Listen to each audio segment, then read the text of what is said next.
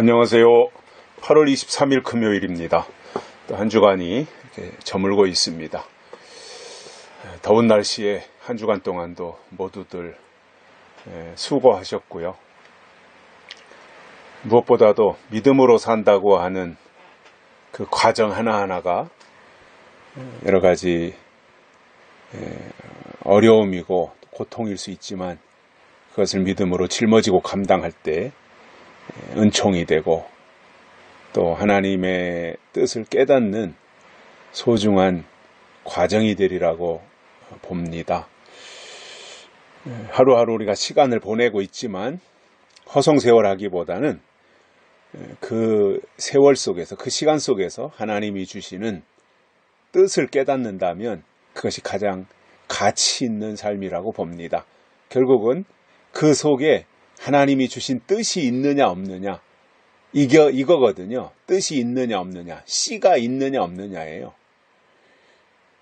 결국 씨가 있어야 새로운 생명이 나오잖아요. 계란도 보면 겉으로 봐서는 똑같죠. 그런데 수정란이냐 무정란이냐, 유정란이냐 무정란이냐, 이거에 따라서 거기서 병아리가 나오고 안 나오고가 결정되거든요. 씨가 있느냐 없느냐예요. 오늘 이 시대 우리의 신앙도 똑같다고 봅니다. 하나님의 씨가 있느냐 없느냐예요. 겉으로는 똑같아요. 교회 다 다니고요. 열심히 내고 신앙생활 다 합니다. 근데 그 속에 씨가 있느냐 없느냐, 겉으로 봐서 몰라요. 어미닭이 21일 동안 품어보면 씨가 들어간 계란에서는 병아리가 나오고 씨가 들어가지 않은 계란은 21일이 지나고 나면 골아 터집니다. 그때 가서 결과가 나오는 거죠. 그때까지는 똑같다니까요. 겉으로 보면 다 계란 껍질이 있고 생김새도 계란이고, 어떻게 알겠어요? 그 속에 씨가 있는지 없는지. 그러니까 겉으로 봐서 신앙인들 보면 똑같아요. 겉으로는 겉모습은 다를 거 하나도 없어요. 근데 예수님이 이 땅에 다시 오실 때 변화체가 되느냐 안 되느냐 그거예요. 병아리가 되느냐 안 되느냐. 그게 신앙이라니까요. 그러니까 그냥 나 교회 다녀, 주일날 예배 참석해, 성가대도 하고 직분도 맡아서 나 집사고 권사고 구역장이고 권찰이고 이런 거 내세울 거 아무것도 없어요. 그것보다 더 중요한 게 뭐예요? 하나님의 생명이 내 안에 있느냐 없느냐예요. 그리고 나서 구역장도 하고 권찰도 하고 속장도 하고 하는 거지, 그런 것도 아무것도 없이 씨가 있는지 없는지도 모르고 약속이 있는지도 없는지도 모르고, 그리고 아무리 다른 일 열심히 하고 무슨 뭐 전도사, 신방 전도사를 하고 뭐 구역장을 하고 목사를 하고 장로를 하고 그게 무슨 의미가 있냐 말입니다. 하나님 앞에서. 그러나 가장 먼저 하나님의 생명, 하나님의 씨가 내 안에 들어와 그 씨를 받은 자, 씨를 가진, 그래서 약속의 사람이 되었다. 약속의 사람이다. 하나님의 약속이 내 안에 씨로 들어와 있다. 그러면 소망을 가지고 열심히 구역장이면 구역장, 속장이면 속장, 권사면 권사, 장로면 장로, 목사면 목사, 열심히 하면 그게 소망 가운데서 약속이 있으니까 약속에서 소망이 나오는 거 아니에요. 그런 거 소망을 가지고 열심히 하다 보면 때가 되면 병아리가 나오는 거 아니에요. 변화체가 되는 거잖아요. 그러면 그게 기적이고 그게 축복인 거잖아요. 근데 씨가 없이 아무리 열심히 해봐야 뭐 하냐는 거예요. 새로운 생명이 안 되는데, 거듭나지 못하고 변화체되지 못하는데 그냥 골아 터지고 마는데. 그래서 저는 다시 말씀을 드립니다. 열심 물론 중요합니다. 소속감 필요합니다. 그러나 그것보다 더 중요한 것이 이겁니다. 하나님의 약속이 있느냐 없느냐예요. 내가 소속된 교회에 하나님의 약속이 있느냐, 하나님의 예언이 있느냐, 이게 제일 중요한 거예요. 그래서 제가 조심스럽게 말씀을 드립니다. 교회가 예언과 약속을 설교하지 않는다면 거기에는 하나님이 없다는 증거입니다. 씨가 없다는 증거입니다. 말씀이 씨잖아요. 약속이 씨잖아요. 씨가 없는 신앙, 뭔 의미가 있습니까? 예? 내가 섬기는 교회에, 내가 가고 싶어하는 저 교회에 요한계시록의 약속의 말씀을 선포하지 않는다면, 때에 대해서 말하지 아니하고 법에 대해서 말하지 아니하고 인, 환란, 재림, 심판, 천년왕국 이것에 대해서 말하지 아니한다면 그 교회에는 하나님이 없다는 증거입니다. 그게 골아 터진다니까요. 마지막에 가서 고르면 뭐 할 거예요? 그거 겉으로는 계란인데 나중에 가서 보니까 고라요. 의미가 없잖아요. 그래서 뭐가 중요한 것인지 잘 곰곰이 한번 생각을 하시고, 열심보다 더 중요한 것은 하나님과 나와의 관계 설정입니다. 그리고 관계가 설정된 이후에 거기서 신앙 고백도 나오고 하는 것이지, 관계가 안 만들어지고 아무리 신앙 고백한들 그게 무슨 의미가 있습니까? 그래서 이런 부분들을 좀 조심스럽게 점검하고 검토하면서, 저는 제 사사로운 욕심 없습니다. 제 개인적인 욕심 아무것도 없습니다. 교회를 크게 이런 것도 없고요. 제가 나이 이제 환갑도 넘었는데 그 땅의 욕심 그런 거 뭐 하겠어요. 다만 하나님의 뜻을 이루어드리고 싶은 마음은 있어요. 제게 주어진 여건과 환경 속에서 하나님이 허락하시는 범위 내에서 제가 해야 될 일들, 특히 때를 말하고 법을 말하고 뜻을 말하는, 이것을 통해서 하나님의 일을 이루어드리는 선한 도구로 쓰임받고 싶다고 하는 그 마음밖에 없습니다. 그러니까 제 마음이 편해요. 자유함이 있어요. 그 전에 보면은 이렇게 젊었을 때는 교회를 키우고 싶은 욕심도 있고 큰 교회 하고 싶은 마음도 있고, 오늘 몇 명 모였어. 분당에 예배당 처음에 짓고 가니까 우리 예배당 입주할 그 시점이 교회가 들어선 그 단지가 입주할 때였어요. 그 첫 번째 이제 우리가 예배당 짓고 입주하는 그 첫 번째 주일에 이제 막 이사가 이제 단지에 주민들도 입주를 시작했는데, 그 주에 이제 이사하고 하니까 본래 자기가 섬기던 교회까지는 가기 어려우니까 가까운 교회 와서 예배 드리는데, 그 첫 주에 27명이 오더라고요. 27명. 그러니까 금방 교회가 부흥될 것 같지요. 그런 상황이면 막 사람들이 입주하지요. 또 제가 젊고 또 그때 교회에 한 80여 명 되는 인원들이 다 그래도 젊은 층에 탄탄한 경력들을 가지고 있는, 그리고 신앙적으로도 우월한 그러한 분들이 계셨기 때문에 뭔가 이렇게 좀 욕심이 생기더라고요. 그때는 그랬어요. 욕심 가지고 주의 일하는 건 아니지만, 근데 지금은 그런 마음도 없고요. 다만 예수님 오실 때까지 제 신앙관리 잘하고 싶고요. 또 제 주변에 있는 분들에게 영적으로 도움을 드리고 싶고, 또 이왕이면 여기까지 재림신앙 가지고 왔으니 하나님의 인치심을 받고 예비하신 구원, 변화체되는 그 역사에 들어가고 싶은 그 마음이 있습니다. 그리고 하나님의 뜻이 속히 땅에서 이루어지기를 원하는 그런 마음들이 있습니다. 그 이외에 다른 욕심은 제 주제 넘게 기대도 안 하고 다 내려놨어요. 그러니까 얼마나 편안한지 몰라요.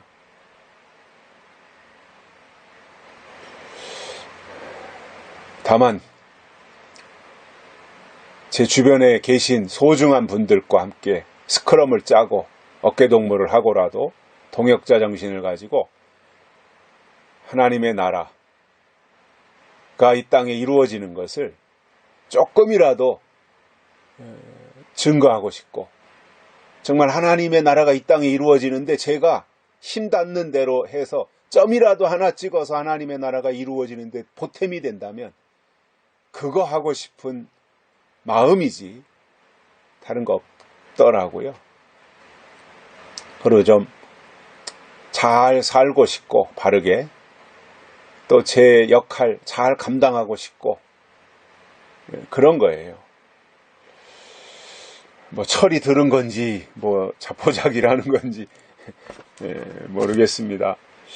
그런 마음들이 들어요. 그래서 제가 뭐 이렇게 어떤 본질적인 말씀을 드린다 그래서 제가 뭐 인간적인 욕심을 챙기려고 하는 것이 아니다라고 하는 설명을 제가 드리고 싶어서 그런 말씀을 드리고, 오늘 사도행전 7장 9절 10절 2절에서 보겠습니다. 여러 조상이 요셉을 시기하여 애굽에 팔았더니 하나님이 저와 함께 계셔 그 모든 환난에서 건져내사 애굽 왕 바로 앞에서 은총과 지혜를 주심에 바로가 저를 애굽과 자기 온 집의 치리자로 세웠느니라. 아멘. 이런 역할을 하고 싶은 거죠.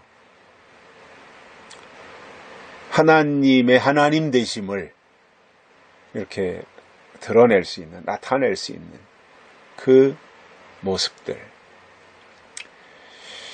제가 어제 큐티를 하면서 오늘 그 큐티를 못할 수 있다 말씀을 드렸는데, 오늘은 하고요. 아마 내일 못하게 될 것 같습니다. 내일 못하게 될 것은 거의 확실합니다. 자, 여기서 그 요셉 보면 여러 조상이 요셉을 시기했다. 여기서 여러 조상이 누구예요? 요셉의 형들이잖아요. 요셉이 채색 옷 입는 거 시기했고, 요셉이 아버지의 사랑을 더 받는 거 시기했고, 그러다가 심부름은 요셉을 애굽에다가 팔았죠. 노예로. 그런데 놀라운 사실은 하나님이 요셉과 함께 하셨다는 사실이에요.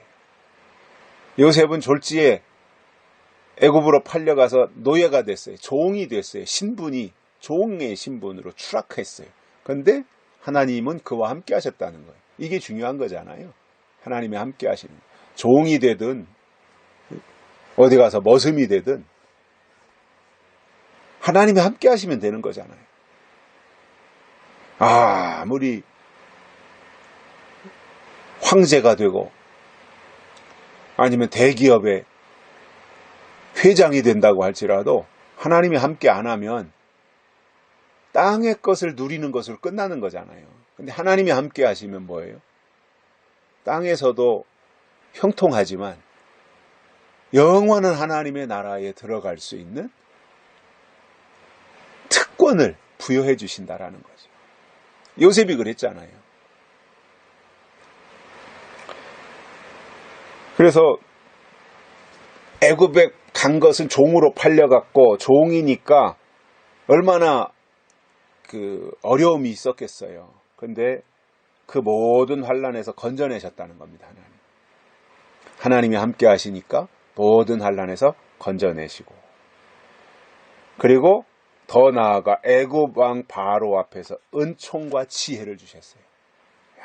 은총과 지혜는 하나님이 주시는 거예요. 내 속에서 나오는 게 아닙니다. 하나님의 겁니다. 그거는. 그리고 하나님이 함께하는 사람들에게 하나님은 그 증거로 은총과 지혜를 주시는 겁니다. 지식은 배워서 생기는 겁니다. 지혜는 하나님께로부터 오는 겁니다. 지식보다 훨씬 더 중요한 게 지혜입니다. 그 사람은 지혜가 있어야 됩니다. 왜냐? 지식보다 훨씬 더 큰 것이 지혜이기 때문에. 배워서 아는 게 커요. 아니면 위로부터 임해서 어떤 원리를 터득하는 게 커요. 그게 더 큰 거잖아요. 후자가. 그래서 은총과 지혜를 요셉에게 주시니까 그 요셉이 그 지혜로 꿈도 해몽하고 그러면서 애굽과 자기 온 집의 치리자로 바로가 요셉을 세웠다라는 겁니다. 총리 대신이 된 거죠. 치리자가 되었다라는 거예요. 얼마나 이 멋진 모습입니까? 얼마나 놀라운 모습입니까? 하나님의 역사가 이런 겁니다. 지금 없다고 없는 게 아닙니다. 지금 안 된다고 계속 안 되는 게 아닙니다. 지금 꼬라박았다고 해서 영원히 꼬라박고 있는 게 아닙니다. 요셉이 형들에게 팔려가고 은 30에 애굽에 가서 종살이하고 그리고 누명을 뒤집어 쓰고 감옥에 내려가고 점점 더 추락하는 요셉의 모습이에요. 근데 요셉은 한 번도 그것 때문에 실망한 적이 없어요. 하나님 어찌하여 나를 이렇게 꼬라박습니까? 이렇게 불평한 적도 없어요. 어떤 경우도 불평하지 마십시오. 불평하면 사단이 좋아합니다. 감사하면 하나님이 좋아합니다. 누구를 좋게 할 겁니까? 불평해서 사탄을 좋게 할 겁니까? 감사해서 하나님을 좋게 할 겁니까? 하나님을 좋게 해야 되잖아요. 그 방법이 뭐예요? 감사하는 거예요. 범사예요. 어쩌다 한 번씩 뿔따구가 올라와도 그것도 짓누르고 감사로 승화시켜야 됩니다. 그러면 그게 이기는 거거든요. 불평하면 지는 거고 감사하면 이기는 겁니다. 지지 마십시오. 이기는 자가 되자 이거예요. 요셉의 승리가 얼마나 멋있어요. 그죠? 요셉은 어떤 환경에 처해도 형들을 향해서 불평하지 않았고 자기를 팔아먹는 형들 원망하지 않았고 또 애굽으로 팔려가서 종살이 하면서도 또 얼마나 열심히 종살이를 최선을 다했겠습니까? 불평하지 아니야. 내가 아버지 집에 있을 땐 그래도 사랑받는 아들이었는데 내가 어쩌다 여기 형들한테 팔려가지고 말이야. 형들이 나를 배신했고 또 이 애굽에 와가지고 여기서 내가 지금 이 종살이 할 군번이냐고 이렇게 하지 않았다는 거죠. 누명을 뒤집어 쓰고 감옥에 가면 사람이 팔짝팔짝 뛸 일 아니겠어요? 그런데도 거기선 또 그 나름대로 뭐 하나님의 뜻이 있겠거니 하나님의 뜻이 있겠거니 자, 그게 얼마나 큰 모습이겠어요. 그게 하나님 보실 때. 그래서 저도 가끔씩 그런 생각이 들더라고요. 누군가가 그 신앙으로 고난을 당할 때 그를 향해서 다구치지 말자. 그가 잘 감사하며 끝까지 견딜 수 있도록 기다려주고 기도하는 거지. 왜 빨리 바로 믿음으로 안 사냐, 왜 이러냐, 왜 저러냐, 이렇게 다그치면 그 사람이 자꾸 그 말하는 것을 의식하게 되잖아요. 무시할 수 없잖아요. 말이라고 하는 것은 누군가가 말을 했을 때 의식하다 보면 그 하나님의 계획보다는 자꾸 말하는 쪽으로 기울 수 있게 되더라는 거예요. 그래서 저는 개인적으로는 평상시에는 말을 많이 안 하는 편이죠. 저를 아시는 분들은 다 느끼시겠지만 제게 말씀을 증거할 수 있는 시간이 주어지면 그때는 제가 40분이든 50분이든 진리축제 같은 때는 한 2시간씩 이렇게 최선을 다해서 하지만 제가 평상시에는 다른 사람들이 이렇게 모인 자리에 가면 되도록이면 제가 듣는 편이지 말하는 편은 아니에요.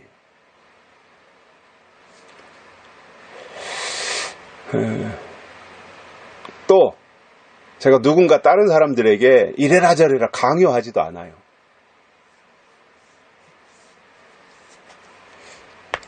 왜냐하면 강요하는 것은 저는 어린아이의 방법이라고 생각하거든요.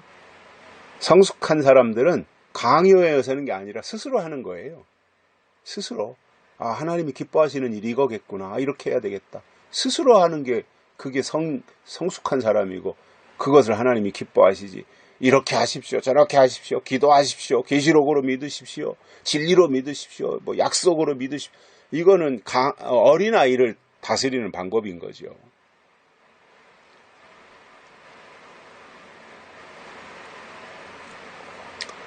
그래서 어떤 경우도 어떤 반대로 이야기한다면 누가 지시하거나 강요해서 하기보다는 내가 하나님의 말씀을 듣고 깨달아서 스스로 할 때 하나님이 그것을 기뻐하신다라는 것이고, 뭔가 내가 볼 때 아이고 저 사람은 왜 저렇게밖에 못 안 하고 답답하게 느껴질 때 있잖아요. 그런 때는 다그치기보다는 기도해주고, 또 어느 순간에 기회가 되면 사랑하는 마음으로 권면하고, 뭐 이런 정도면 저는 되리라고 생각을 해요. 그게 또 하나님의 방법이기도 하고요. 하나님도 많이 기다려 주시잖아요.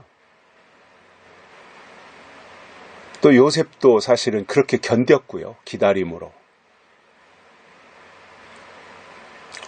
그래서 우리가 하나님의 일은 하나님의 방법으로 해야지 우리의 수단으로 하는 게 아니거든요. 근데 자꾸 우리의 수단이 나올 때가 있더라고요. 그 순간 하나님의 일은 그만큼 또 지연되는 거겠죠. 그래서 우리가 인간의 수단을 자꾸 내려놓고 하나님의 말씀에 의지하여 베드로가 그물을 내렸던 것처럼 그렇게 해야 된다라는 생각을 가지게 되고요. 그래서 이 요셉은 끝까지 그가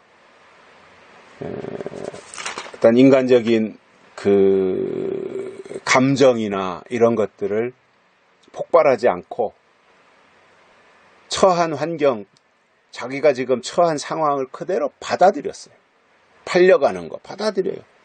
형들이 팔기 전에 구덩이에다가 집어 던지잖아요. 구덩이에 들어가서도 그 환경을 받아들여요. 참 바보 같죠, 그죠? 저거는 지렁이도 밟으면 꼼틀하는 한다고 하는데 저 녀석은 구덩이에 집어 던지든 팔아먹든 반응이 없다. 이게 얼마나 자칫 잘못하면 무시당할 수 있는 상황인데 요셉은 그랬어요. 어찌 보면 그게 하나님이 주신 성품일지도 모르죠. 이러기 쉽지 않거든요. 왜냐하면 자존심이라는 게 있고 그 자존심은 어느 순간에 폭발하거든요. 근데 요셉은 그러질 않잖아요. 팔려가든 구렁텅이에 내려가든 누명을 뒤집어 쓰든 감옥으로 가든 그 상황을 그대로 다 받아들였던 거예요.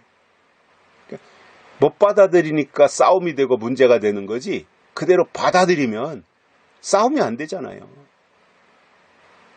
요셉은 답답하리만큼 받아들이고 살았던 사람이에요. 그래서 우리의 그 신앙이 내 것을 내세우기보다는 하나님의 것을 앞세우고, 내 생각을 말하기보다는 하나님의 뜻을 설명하면서 요셉처럼 어떠한 환경과 상황에 처할지라도 하나님 의지하고 가면 요셉과 함께 하신 하나님이 우리와 함께 하실 것이고요. 요셉을 환난에서 건져내신 하나님이 우리도 환난 가운데서 건져내실 것이고요. 요셉에게 은총과 지혜를 주신 하나님이 우리에게도 은총과 지혜를 주실 것이고요. 요셉에게 온 애굽과 바로의 집을 다스리는 치리자로 요셉을 세운 것처럼 우리도 그렇게 치리자로 세워주실 겁니다. 이게 왕권이잖아요. 그러한 은혜가 우리에게 있기를 바라고요. 그러기 위해서 땅의 소리를 듣기보다는 하늘의 소리에 귀를 기울이고 하나님께 더 사랑받는 그러한 믿음이 되시기를 바랍니다. 여기까지 하겠습니다. 감사합니다.